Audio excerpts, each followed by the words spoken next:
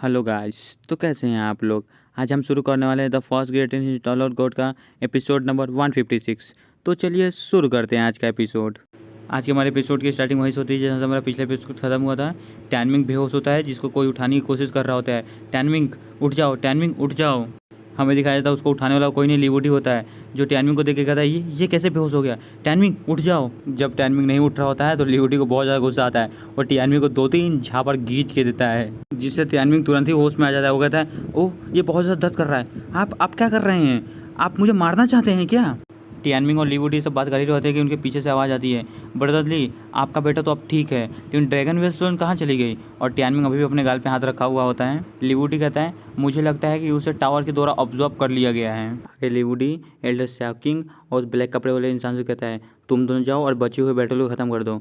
Elder shocking कहते हैं okay, और ब्लैक कपड़े वाला इंसान भी कहता है ठीक है मैं भी समझ गया। आगे लिवुडी टैनमिंग से कहता है टैनमिंग वो 9 इंपीरियल ड्रैगन को तुम अपने सेक्ट के लिए ही यूज़ करना।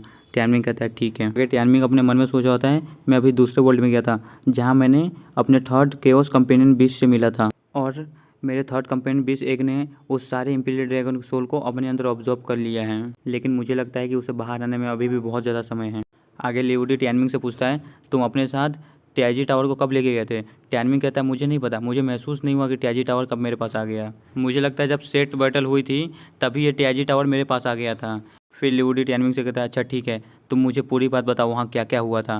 टैनमिंग कहता है ओके मैं आपको एक्सप्लेन करता हूँ वहाँ क्या क्या हुआ था। फिर आगे टैनमिंग लिवुडी को सारी कहानी सुनाता है और लिवुडी कहता है अच्छा ये सब हुआ था क्या। ये सब सुनने के बाद लिवुडी खुद देर सोचता है, फिर कहता है मुझे लगता है फर्स्ट एंसेस्टर थे सेन किया हूँ। फिर टैनमिंग बहुत फनी के तरह से कहता है अच्छा आगे आगे। ये सुन के लिवुडी को बहुत ज़्यादा गुस्सा आता होता है तुम सही में बहुत स्टूपिड बच्चे हो। ये सुन के टैनमिंग कहता है फादर आप अपने बेटे के बारे में ऐसा थोड़ी ना कह सकते हैं। आगे टैनमिंग लिवुडी से कहता है फादर मैं आपसे कुछ पूछना चाहता हूँ, मुझे वाटर एसेंस के इंपीरियल ड्रैगन सोल चाहिए, मुझे कहाँ मिलेंगे। ये सुन के लिवुडी कहता है मेरे अंदाज़ से साउथ का सेक के बैरियर को 90 blue imperial dragon soul guard करते हैं जिसे फर्स्ट इंस्ट्रक्टर ने बनाया था, लेकिन मेरे बेटे तुम्हें वो क्यों चाहिए, क्या काम है तुम्हें। टैनमिंग कहता है नहीं मैं बस साउथ का सेक को विजिट करने का बस एक चांस चाह रहा था, बस इसलिए मैंने आपसे ये सब पूछा। फिर आगे हमारा सीन चेंज होता है, हमें कुछ लोगों को भागते हुए दिखाया जाता है। उसमें से लोग चिल्ला रहे होते हैं वो सब मर चुके, हमें यहाँ से भागना होगा, डैमिड ये ऑनिक्स सेक के लोग ने हमें बिट्रे कर दिया है, हमें यहाँ से जल्दी निकलना होगा। आगे वो सब भागते हुए लोग कह रहे होते हैं अब ये हमारे सेक्ट का अंत है, अब क्लाउड मिस्ट सेक्ट हज़ारों साल में कभी नहीं देखा जाएगा, अब हमारा सेक्ट यहीं ख़त्म होगा। फिर दूसरा कहता है जब तक तुम्हारे पैरों में दम है भागते रहो, हेवनली पैलेस के बारे में सोच दो, अब हमें खुद की जान बचानी होगी। फिर हमारा सीन चेंज होता है, हमें 3 लोगों का सीन दिखाया जाता है। इसमें से एक कह रहा होता है हम लकी है कि हमें बैटल फील्ड में जाने की जल्दी नहीं थी। दूसरा बंदा कहता है किसे पता था कि ऑनिक्स सेक्ट हमें धोखा दे देगा। वो तीसरा बंदा जो सबसे आगे खड़ा होता है वो कहता है टैनमिंग लिवुडी और ग्रैंड ऑडियंस सेक्ट मैं तुम्हें छोड़ूंगा नहीं। वो बंदा कहता ही है कि उसे खून की उल्टियाँ होने लगती हैं। फिर हमारा सीन चेंज हो गया, लॉन्गर का सीन दिखाया जाता है जो एक गिलास के अंदर लेटी हुई होती है और वहीं पे वो बंदा खड़ा होता है जिसके मुंह से खून की खांसी आ रही थी। वो कहता है लॉन्गर हम इस तरह कैसे हार सकते हैं, कैसे। आगे वहीं पे एक लड़की आती है और कहती है इसलिए क्योंकि आप बहुत ज़्यादा केयरलेस और एरोगेंट थे, आप इसके बारे में अपने फादर को क्यों नहीं रिपोर्ट करते। फिर वो आदमी कहता है मैं क्या रिपोर्ट करूँ कि हम किस तरह हारे हैं, ये रिपोर्ट करूँ मैं।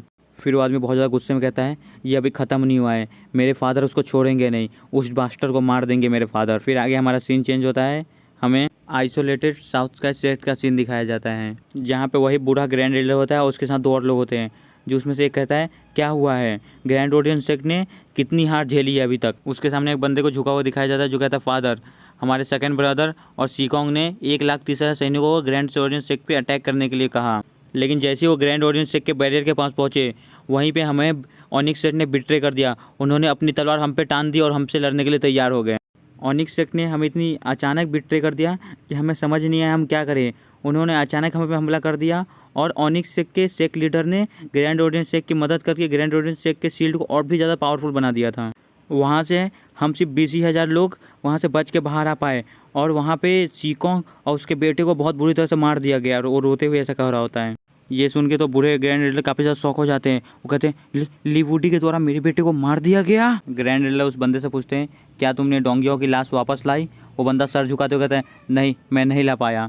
ये सुन के ग्रैंड लीडर को बहुत ज़्यादा झटका लगता है, वो खून की खांसियाँ करने लगता है। ये देख के काफ़ी ज़्यादा सारे लोग घबरा जाते कहते हैं एम्परर, वो ये था फादर।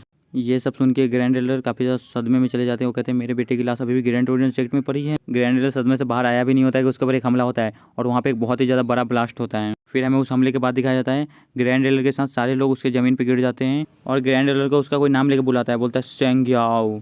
आगे हमें दिखाया जाता है और कोई नहीं, वो साउथ स्काई सेट के लोग होते हैं, जिसमें से साउथ स्काई सेट का ग्रैंड एल्डर कहता है जेंग सियाओ, मुझे लगा नहीं था कि तुम इतनी बुरी तरह से हार जाओगे। तुम्हें क्या लगा था तुम काबिल हो पूरे ईस्टर्न रियल एम्परर को रूल करने के लिए? तुम्हें समझ में आया ये तुम्हारी सबसे बड़ी मिस्टेक थी। ये सब जो भी हो रहा है ये सब तुम्हारे कारण हो रहा है। जो तुम लोगों के एडवांटेज लेते थे, जो तुम लोगों को मार डालते थे बिना किसी वजह के, ये सब तुम्हारी वजह से ही हो रहा है। लोग तुमसे रिवेंज लेना चाहते हैं। अब लोग तुमसे रिवेंज ले रहे हैं। ये सुन के होली हेवनली पैलेस के लोग काफ़ी ज़्यादा गुस्से में आ जाते हैं। वो कहते हैं साउथ स्काई सेट को मरना है क्या, उसे डिस्ट्रॉय होना है क्या?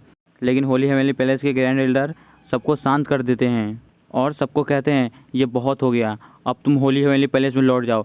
ये सुन के सारे लोग काफ़ी ज़्यादा हैरान हो जाते हैं। वो सोच रहे थे ग्रैंड एल्डर हमें अचानक होली हेवनली पैलेस में वापस क्यों भेज रहे हैं। होली हेवनली पैलेस को वहाँ से जाते हुए देख के साउथ स्काई के लोग काफ़ी ज़्यादा हंसने लगते हैं। वो कहते हैं मुझे पता नहीं था कि होली हेवनली पैलेस के लोग इतने ज़्यादा डरपोक है, इतने ज़्यादा बेशरम है कि वो यहाँ से भाग जाएंगे। घर पे जाओ और सीट खाओ जाओ। यही कहते कहते वो बहुत ज़्यादा हंस रहे होते हैं। फिर भी होली हेवनली पैलेस का ग्रैंड एल्डर कुछ नहीं कहता है उनको। उसके पास उसका बेटा आता है, बोलता है फादर। तो ग्रैंड एल्डर कहता है पहले घर चलते हैं फिर बात करते हैं।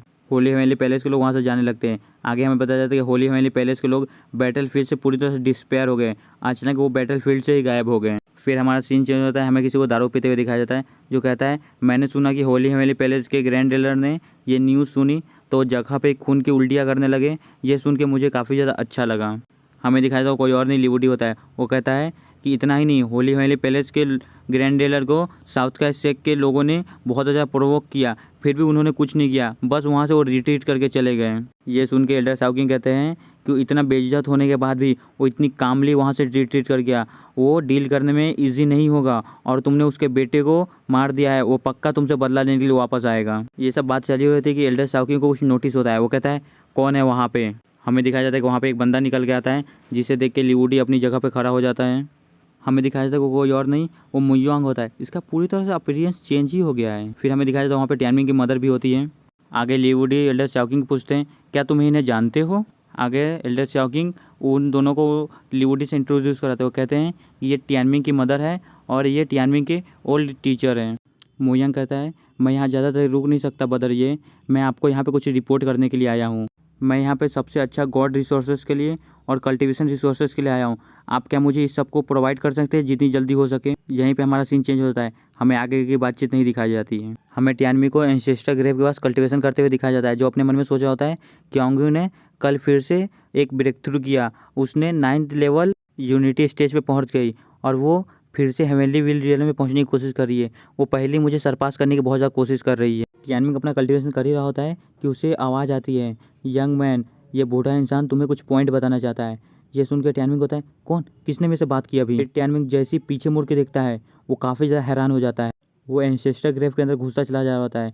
म्याओ, प्रिंसेस और फिनिक्स दोनों मज़े करके बुक पढ़ रहे होते हैं। उनको तो एहसास भी नहीं होता है उनके पीछे क्या हो रहा है। फिर हमें टियानमिंग को एक अलग ही जगह पे दिखाया जाता है। टियानमिंग अपने मन में सोच रहा होता है मुझे लगता है कि ये इंसेस्टर लैंड है। आगे हमें टियानमिंग के सामने किसी को खड़ा हुआ दिखाया जाता है जो कहता है यंग मैन, तुमने ग्रैंड ओरियन सेक्ट में काफ़ी ज़्यादा आतंक मचा के रखा है, तुम बहुत ज़्यादा शैतान बच्चे हो। टियानमिंग कहता है ये आवाज़ किसकी है, तुम क्या करना चाहते हो, अगर तुमने मुझसे लड़ाई की तो मैं पक्का तुम्हें हरा दूंगा। फिर हमें उस बंदे को पूरा अच्छी तरह से दिखाया जाता है। तो कहता है ये कितना ज़्यादा घमंडी बच्चा है, पर ये बच्चा इस ओल्ड मैन को काफ़ी ज़्यादा पसंद आया। वो बच्चे तुम इधर आओ, मैं तुम्हें सौंग्याओ स्वॉर्ड आर्ट सिखा दूंगा। अभी मुझे ये बात नहीं पता तुम ये स्वॉर्ड आर्ट सीखना चाहते हो कि नहीं, लेकिन फिर भी मैं तुम्हें सिखाऊंगा। स्वॉर्ड आर्ट का नाम सुनते ही टियानमिंग का एकदम हाव भाव बदल जाता है। वो कहता है ग्रेडिंग इंसिस्टर।